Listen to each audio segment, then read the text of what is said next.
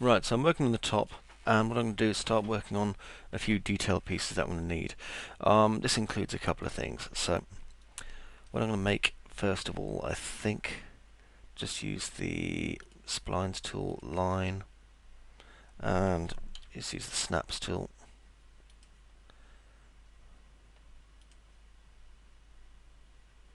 It's quite good fun actually doing stuff with splines. It's quite relaxing. Okay, close my spline, and I'm not going to start a new shape. So this is all going to be the same shape. Turn off my snap tool, and over here, where I was, let's see, I'm going to initial type smooth with the drag type being a corner.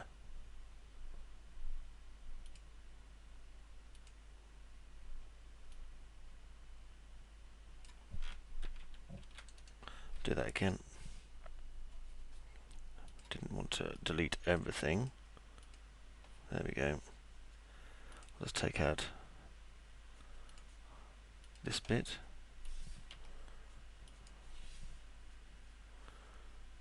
I can always attach these together again, so I'm not too concerned. Make sure I've got the corner on drag type.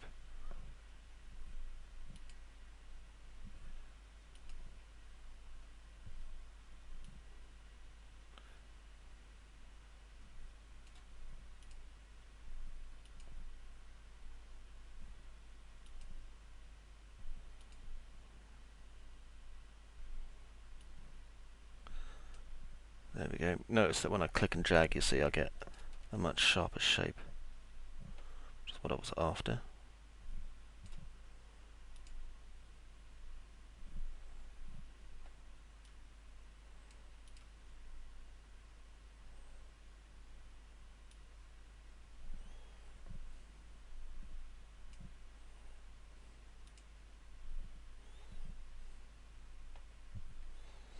It's quite hard doing this by freehand. If you've got a Wacom, you'll obviously find this a lot easier. In which case, damn you.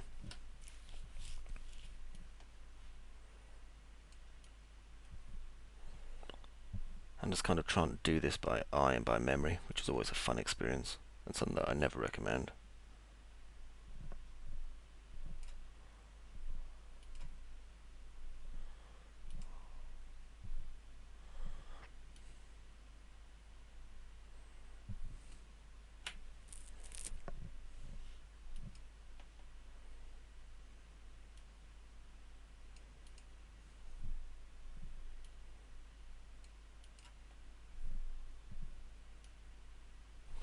As I'm just dragging continually now. There's an error there which I'm going to fix in a minute.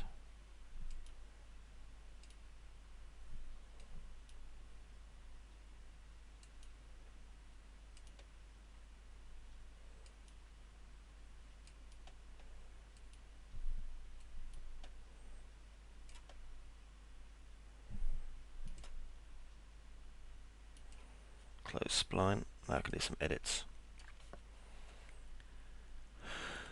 I've got a shape that more or less I'm happy with, but I need to do some changeovers too.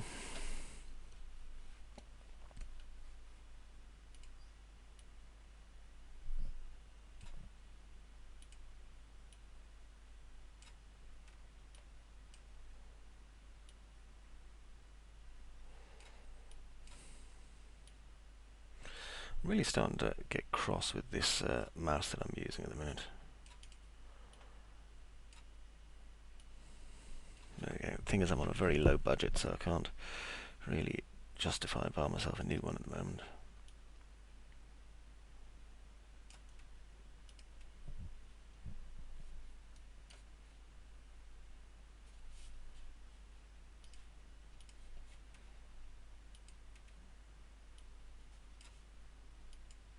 There we go.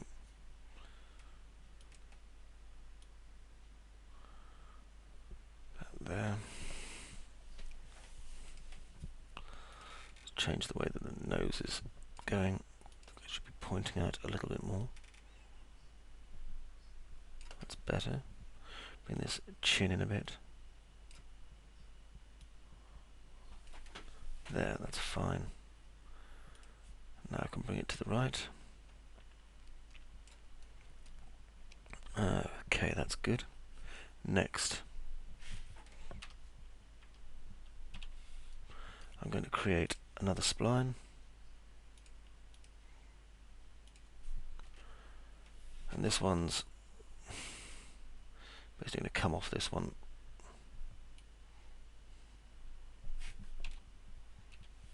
I don't want auto grid.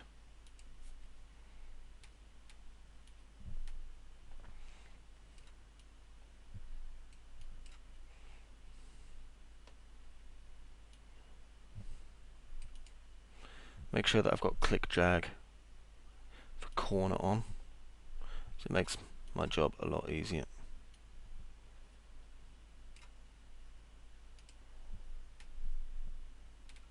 As you can see.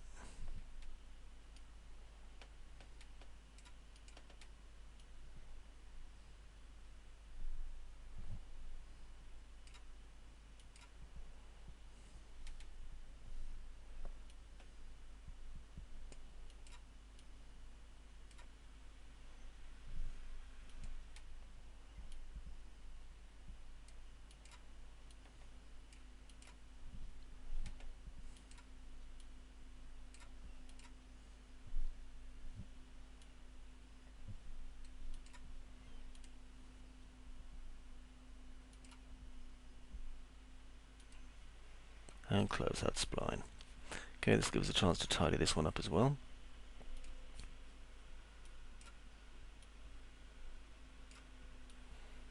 Move this part out a little bit because it's a bit large. There we are. And adjust this one. There we go. Okay. And we'll move this one in and back a little bit too. Okay, now what I'm going to do is attach the two together, like so.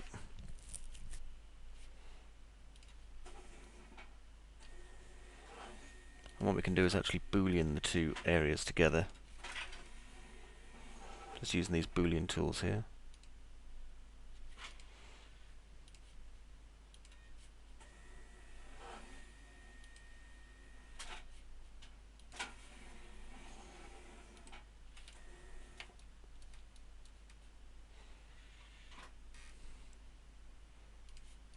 I was thinking about it, and also the fact that, you know, I got my boolean wrong, which is embarrassing.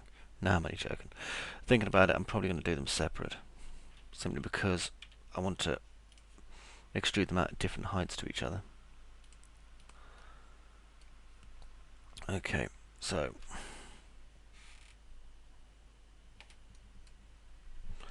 I'm going to delete this now, go back to my grid, rebuild it, start a new shape. Use my snaps toggle.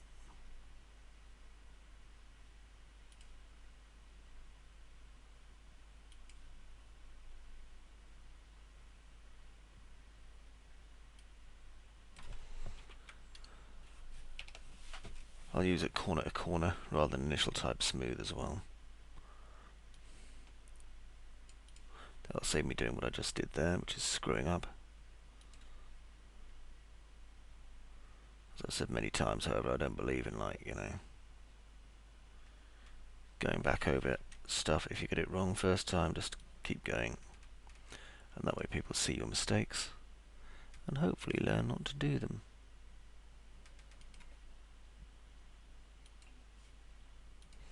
Next, do another one here. Turn off start new shape first.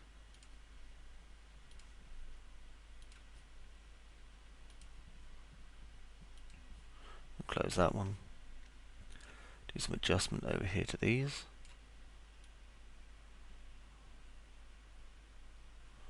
I think I've still got snap turned on actually. There. Puts those in a better position. And I think I'll bring this one out because it's not quite big enough for my liking. There we go. Turn off grid. let's have a look at this. So, first things first, I'm going to extrude this line.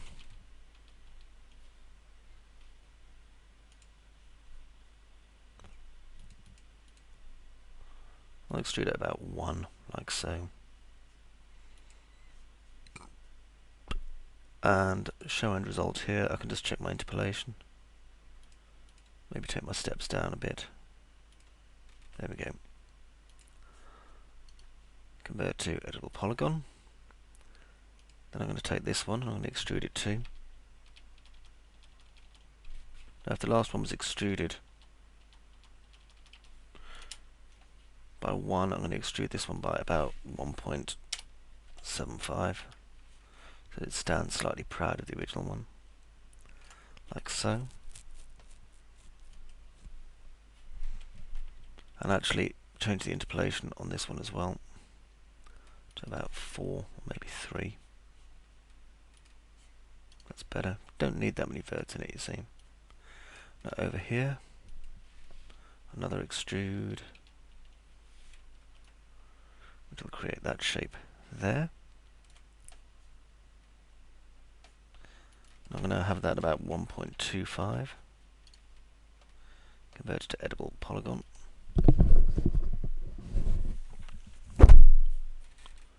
Okay, now a little bit of minor tweakage.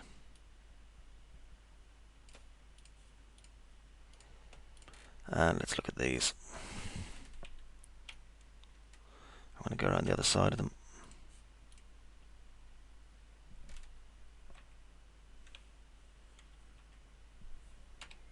And just delete that. Actually, before I do, let's have a quick look at this again. Yeah, that'll be fine. Okay, let's delete that. Take this, and I'm going to delete the back off this one as well.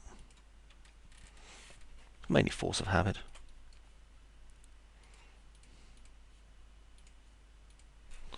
Delete that one.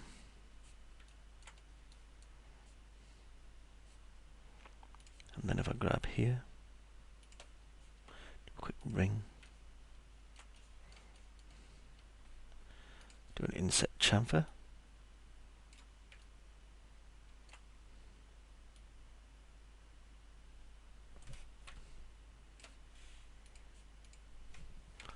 and then recap the top.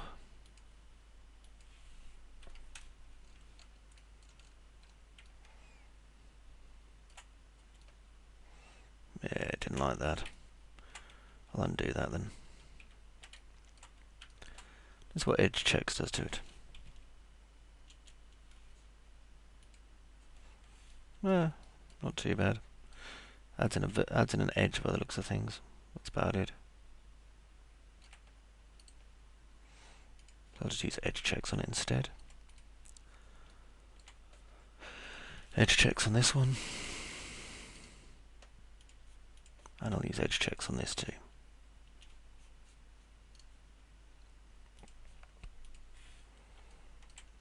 Okay, and that gives us this kind of decal here.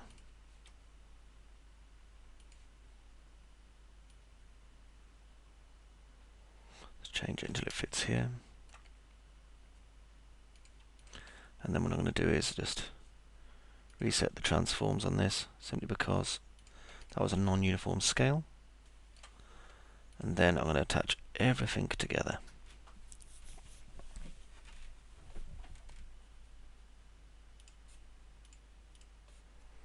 Like so. And this is it's a tool, emblem 01. Right. So that's our first over detailing piece. Just there.